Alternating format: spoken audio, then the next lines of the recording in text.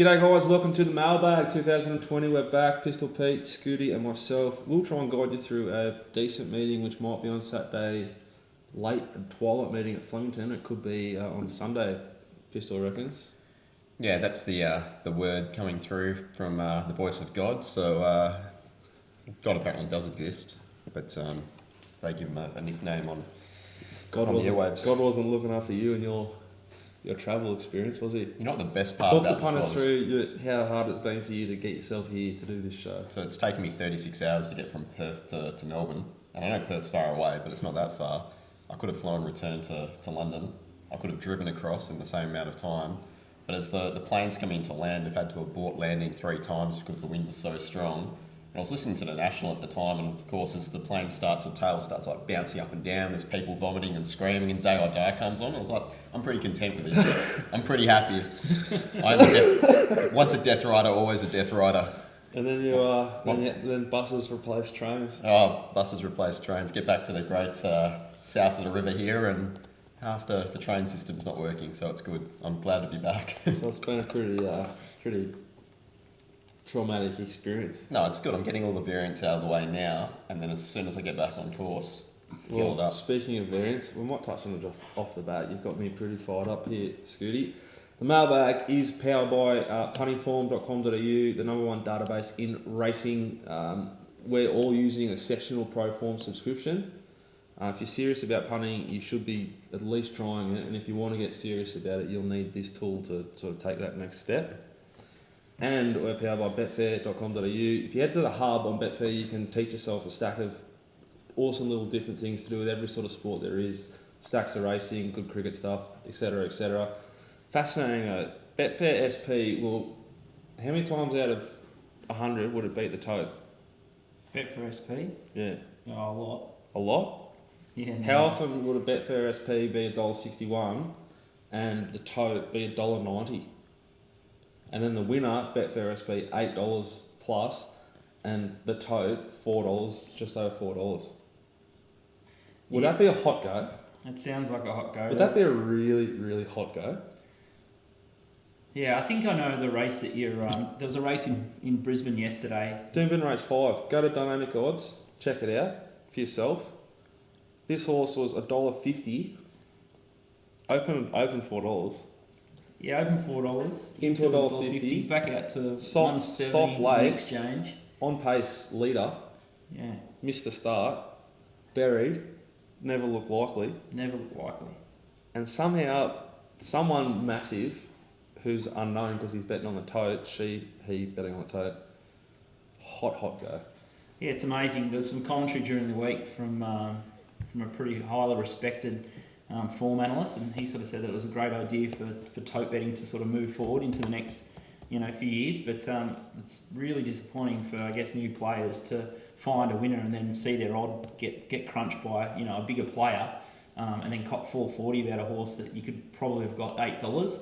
The trend in the last 10 or 15 years has been all for fixed odds, and I guess the way the taxation's going at the moment, the powers that be are trying to kill fixed odds betting. And if you have a look at Flemington races tomorrow, there's 7 horse fields with 122%, that's 3% per runner, and it's just absolutely ridiculous. The early fixed odds markets are awful, so the only time to bet is probably Betfair late, but the whole game is just on a knife's edge. And yesterday's hot go. What was the horse's name?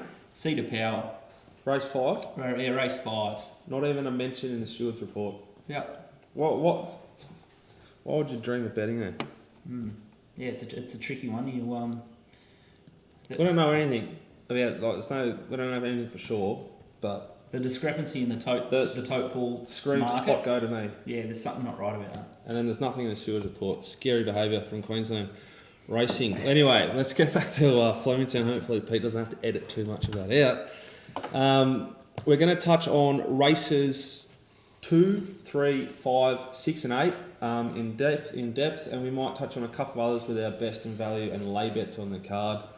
We'll have Maniyard Mail accountable betting advice from Flemington via myself with assistance from Pistol, and Rose Hill via our man Rob Scurry, who just is Rob Scurry. What do you want to say about Rob? Well, they're forecasting the apocalypse up there Rose Hill as well. I think up to 50 mils of rain and thunderstorms. So we'll see what happens there if that even gets off the ground. Yeah, so head to the mailbag.com.au if you want to get on board. The rail's out 9 metres at Flemington on Saturday afternoon, hopefully, potentially Sunday. I think that's going to make the track race relatively even. They had a lot of rain, a good downpour on, was it Thursday? Yep. I think No, Wednesday, Wednesday. Whenever it was long enough ago that the track. I think the track raced really, really well off that rain. It handles rain, it wants rain. Do you two have a differing opinion to that? No, like I think smoke haze is probably the biggest problem at Flemington, but Pete's discussed that, so let's rip into it. Race 2, the Donate to Food Bank Benchmark 84 for fillies and mares over 1,720 metres. Speed map is coming up on their screen now. Yep. I think I remember how to do that. Beautiful. So, I thought Red Healer, who's come up favourite, we're doing the synth hold as well. Yep. I thought it was pretty vulnerable here. I thought it had every possible last two chances. I thought Ruby Sky was cast last start and really, really strong. And Great Duchess couldn't win the way it was ridden at Caulfield and was really, really strong to a line. I'll be looking to find one or both of them from the yard and hope that Red Healer keeps getting bet into a really short price, and I might even lay it as well. It's been up for a fair while. Mick Kent's very, very hard to catch. Bo Merton's hard to catch, probably harder to catch. I think there's not enough horses in this race for it to matter too much about the tempo or the race shape. They'll all sort of get their chance, and I think Ruby Sky sort of represents the most value. Yeah, I tend to agree with Jack. Red Healer, it's sickly short in 125% market early, so I even think Great Duchess might SP favourite in this race. Also, I thought the same thing, but Yeah. the early on, it's just sort of one-way traffic. Yeah, but like sometimes, you know, the great people at the Big Blue Giant put up false favourites. And it looks like they've installed this horse at 245 Red Healer, and given the amount of percentage on the board, and if you look at the Betfair market earlier at 180%, it's well within reason that, you know, a horse like Red Healer could get out to $4 or $4.50 or something like that once it gets down to 100% on Betfair, and that's where you should be betting. So don't be betting early, and don't be taking these silly multis at the 250 through the corporates there. You want to wait till all the cards are on the table, and I guess that's why the Mounting Yard Mail's so good. You get the information right on the death, and you can see how horses are parade, and Jack's lens over that as well. But I think Great Duchess has a bigger chance to SP favourite here, and I did like the run of Ruby Sky, so I'd be trying to Dutch those guys to beat Red Healer. I'm also wary of like a horse like Red Healer coming off a big peak and then trying to a peak rating and then backing it up again. So. Pistol? No interest whatsoever. Race 3, the Donate to the Salvos handicap. It's over 1,100 metres down the straight. This will be the second race down the straight for the day, so we'll have a little bit of a guide as to where the best part is or where they want to be.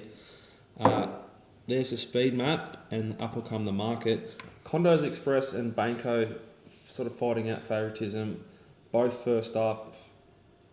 I think a slight risk. There's been solid money early for Dynamic Duo, who wasn't suited, but it's a pretty weak race there at Mornington.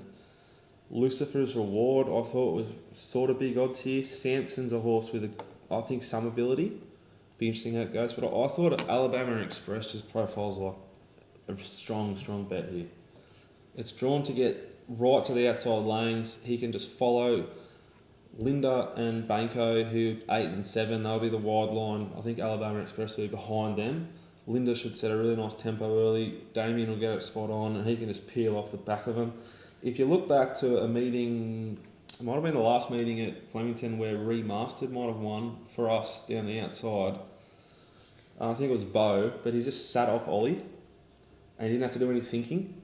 Just had to sit. I'm much more forgiving of riders where I'll try and back the seniors most of the time. But down the straight, he can just sort of get a stopwatch off Ollie and build into the race. He's not going to be too far off him because Ollie's not going to be too far off the right spot. I think Alabama Express form's spot on, and I think it's a great bet here. Pete, or? I was keen to find, or wanted to have a look at Lucifer's Reward. at the price. Willow has won or has performed to a good rating down the straight before. Gate 3, didn't actually mind Gate 3 there. The way, I'm not exactly sure which side of the track they'll pick, but I suspect either way I want to be up against one of those fences. So like that. Yeah, for Willow, for me, that was the way I was looking to jump into that one. Big, obviously pretty exciting for you and me to go and see Condos and Banco first up. Always fun. Always lots of fun, heaps of fun when you see those sort of horses parade. Decentish horses first up. It'd be interesting to see, like, Condos Express sort of came from nowhere, or I don't think they realised how good the horse was. It raced 8 times in that prep. Alabama Express comes from the Coolmore. Yeah, and some of those are its choices. They just sort of come on next prep. So, yeah, I'd probably wait and see what the market does late. But the top of the market was around the mark, so there's nothing really interesting there for me. Other than if Dicko found Alabama Express from the yard, I might be it. Race 5,000 metres down the straight again. This is the Kensington Stakes. It's listed handicap. There's the speed map, and there up will come the market. Fascinating race here. Fascinating race. What do you do with All Too Royal, who was 3 wide and cast and eased down, beating a decent field at Caulfield? 3 weeks between runs, goes 1,200 back to 1,000. 1,000 metre horses win 1,000 metre races. I'm a big subscriber, but I think this thing's immoral.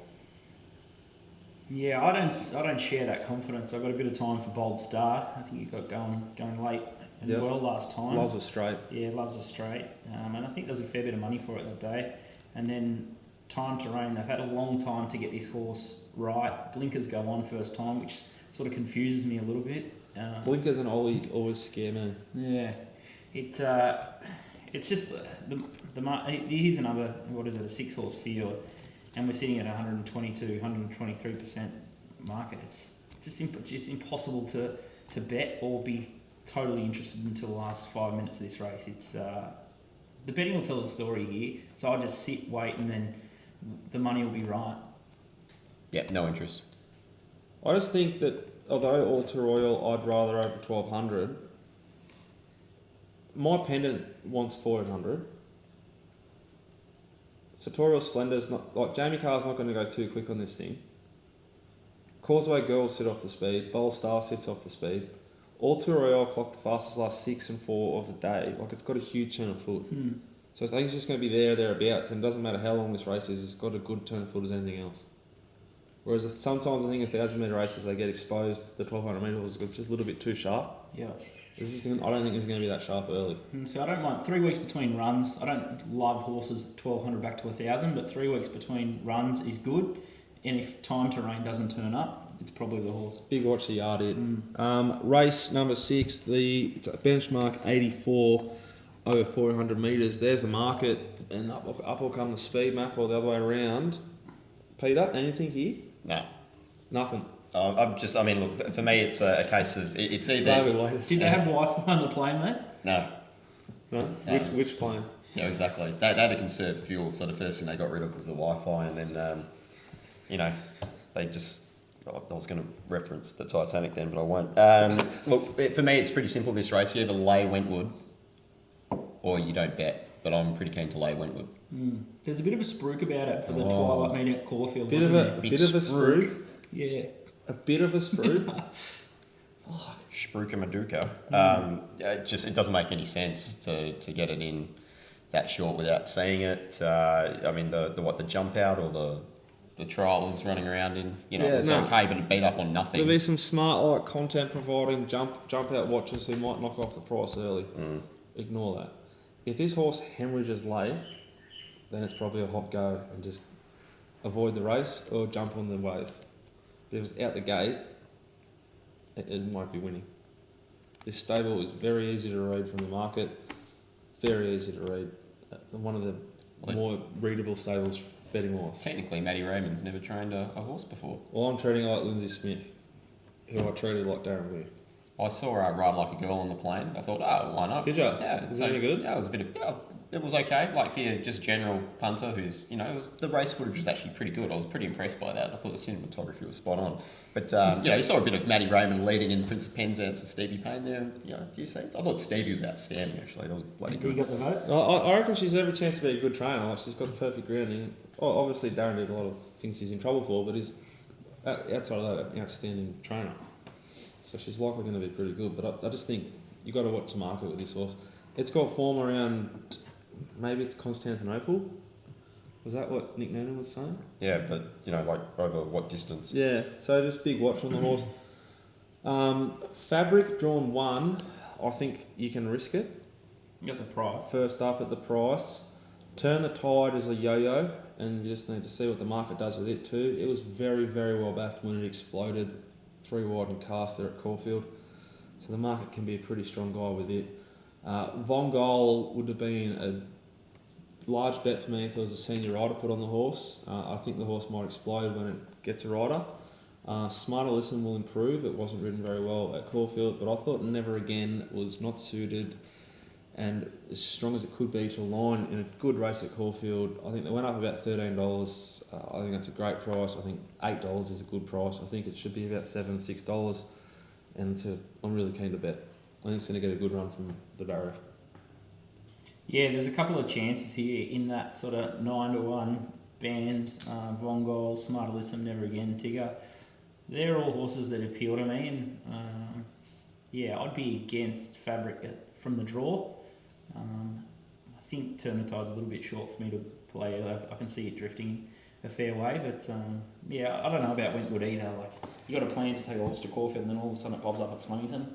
For me, it might be far left, but we'll wait and see. But 1400's the query for me. It's an automatic lay. Yeah, but also the changing of they cancelled that meeting morning of too, so like everything was ready to go. So it's not an ideal preparation. You could probably lay at the Fabric and Wentwood and close your eyes and cross your fingers. Race 8, 1200 metres down the straight. It's a benchmark 84 over 1200 metres. This is a pretty good race, I thought. There's the speed map. It's busy. There's probably a bit of a guess. Not as confident as with others here. There's the market coming up. The Synth Hold, courtesy of Pistol Pete. Have you got an opinion here, Pete? Or? Oh, no. I haven't even looked at the race. Don't you love his honesty? Yeah. I I briefly looked at the field. I thought, I there is no you've been on chance. plane for 36 hours. You might have had a glimpse at something. No, God no. God no. Scooty, can you help us? Pistol's the only one having a can of goat. This is a breakfast show today. Yeah, at a breakfast show. I'm still not near 100% from my Barn Bugle debut. Do you want to talk about the Barnbougle result? Well, I've still got the black lung. I'm at the first time in my life I'm on steroids, but it's not for like muscle mass. It's for my lungs to not collapse. Who got the chocolates on the grand final day? Well, let's just little footnote. You were off 22. Yeah, what were you off? 18. Cheating. Well, come down to the last hole, the 18th on the third day. That's where champions are. We were both 2 from 2. Yep. Come down to 18th. What happened? I belted mine. You're playing along the coast, fierce gale. Belted mine, faded, wind. Oh fuck! Just in the bushes, but no one screamed anything. Other bloke hit it, did the exact same thing. No one screamed anything. Scooty here, everyone's like 4, like God. Of course, he finds his. We lose the ball, lose a shot. Yeah, I make bogey to win the hole. He laid it up, and it was a clutch approach with the 56, Yeah. your trusty 54 or 56, Yeah. which came good on day 3. Yeah, he won, but It was good course management. I had less shots than you around the course. Anyone that's played the Lost Farm, you know you can miss left or right and tonk your driver, which I did, so that was a plan. And it just buried Jack. He'll be reminded of it for a very long time. Into race 8 at Flemington, I've got a little bit of a handle on this. I've been in Cottonwool all week and I've had blisters on my toes as well. And I've only just come through them. But I played through pain to get the result. So, talking about playing through pain, I saw the jump out, or what I could see of it, of Just Highfalutin, and it looks over the odds because this horse loves 1200. It's a straight line speed horse, Just Highfalutin. It's drawn in the right part of the track. but I am actually concerned that it's swallowed a little bit of smoke haze in track work and that trial. So if it's come through that, I'd expect it to be supported in the market, and it's definitely a horse that I can entertain a bet on.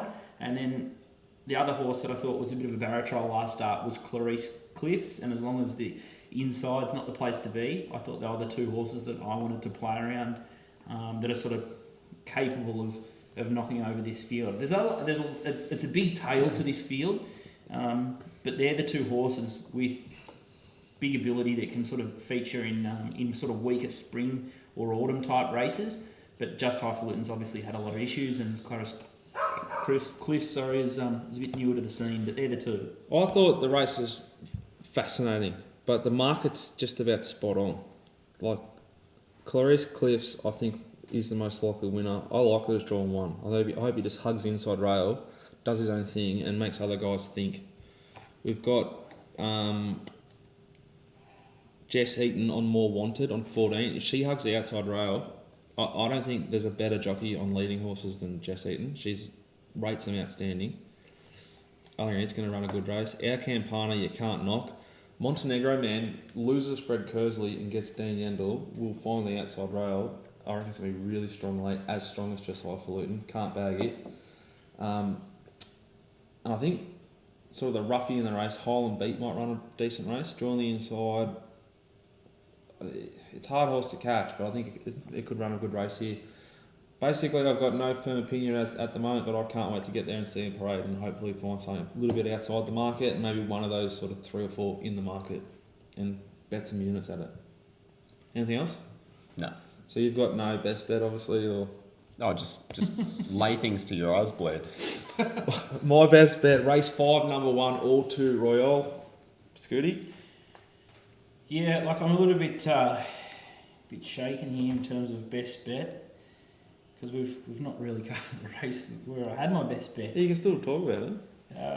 I'd give at the price especially. There's a horse Tony McAvoy Censored. Oh, I wish you kept that up my sleeve. Oh, sorry, I've blown it there. I thought it was a bit short, but I found it too. Yeah, I thought it was a really good run last start, and this horse is only learning and pretty new, so Trouble is, I think it'll be better where do you this map time it? around. Oh, it's an 1800 metre race. I don't worry about map positions in 1800 metre races as much as anything sort of 1400 or there's a good roughie in that race, which will probably send as a mover actually outside of Censored. But I'd give it another chance. I just look at Censored at $6 versus Bill the Bee and Skelm at worse similar prices. Skelm's been absolutely blessed in run last 2 starts. Yeah. Loses John Allen, who's got the key to the horse. It's massive unders. Yeah. Censored. Luke Curry's riding enormous. He won the Magic Millions. Great ride, 3 wide or 4 wide the entire. That was the place to be. And my best value bet's probably Just Highfalutin. $11 is crazy odds for that horse. My value is race 6, number 5, Never Again. I have already backed both and probably will again from the yard. That's race 5, number 1, All 2 Royale, and race 6, number 5, Never Again. I've also backed Alabama Shakes, that's the song. Alabama Express. Alabama Express in race 3 or 2. I've got 2 lays on the card. Race 2, number 6, Red Heel. I think it's awful price right now. If there was enough liquidity on Betfair, I'd be gapping it right now. But I think you'll have to wait till the jump, and I reckon, like Scooty's saying, you'll be looking at a much bigger price to lay. I also thought race 7, number 4, High Bridge, at $2.50 is an absolute piss take from the plastics. That horse SP $5. Tinder evens. With $5 or $6 last start. The Waller stable team rode the race. Meach set Naval Warfare alight. Rolled off the fence. High Bridge, the seas parted. It rolled up the fence, covered no ground, went to win and stopped, and was run over by a Galligados horse. Please. Like, it could well win, but off that run, it cannot be evens here. Yeah, I agree. Like, It's spew. after that High Bridge race, I needed cancelling. But if you take, I should have seen our man, the Dolphin. He was not sweet. Yeah, there's a few people just shaking. There's a hole in his. Yeah, I went out for Nick Ashman's birthday that night as well, and the boys were still shaking from the result there. But I thought it was a great bet that day at that price. It's awful. $2. And they're probably going to get the same setup here. They're probably going to set the race a lot. I think Waller has 3 horses in the race, and they're entitled to do whatever they want. But I just still don't think this is a $2 chance. It's 8-year-old or something. Yeah, call me crazy, but I even think Red Alto's a knockout in this race. Well, can only improve of what it did last time. It was probably a little bit more suited here. Yulong Rising, it could well have won last start if it got a run a bit earlier. Pissarro was well backed in that high bridge race and sat 3 wide the entire trip. Yulong Rising is a scratching, and we are doing lays, so I'll just butt in and give you mine. High Bridge is my lay of the day, and I think Red Hill is the other one as well. So I think we sort of agree on there, but I bet fair Well, lay. they're both the same, yeah. Both the same. All right, that's us. That's the main body of the show. Tune out now if you want. Otherwise, what are we going to talk about now? Got no idea. That might do us. Might pull us up, I think. First off, that's the biggest spell we've had. We needed You've it. been enormous on this show. What year is it? Glad we fucking waited for you. Anything else? No, I think that's it. All right, enjoy your See you weekend. next week. Deep dive on Mondays.